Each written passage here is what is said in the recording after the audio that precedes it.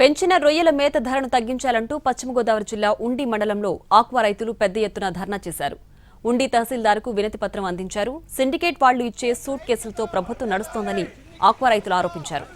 రైతులకు న్యాయం చేయాలి, సిండికేట్ వ్యవస్థను అరికట్టాలని ఆక్వా రైతులు డిమాండ్ చేస్తున్నారు. ప్రభుత్వం స్పందించకపోతే చెలో అమరావతికి పిలుపునిస్తామని ఆక్వా రైతులు అల్టిమేటం జారీ చేశారు.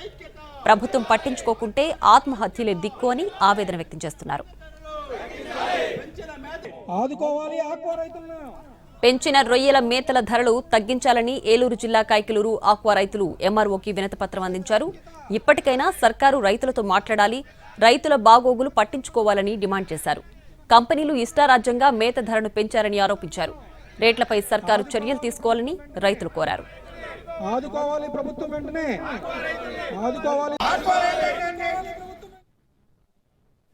చట్టాన్ని వీళ్ళు లైసెన్స్కి తీసుకోవడానికి తప్ప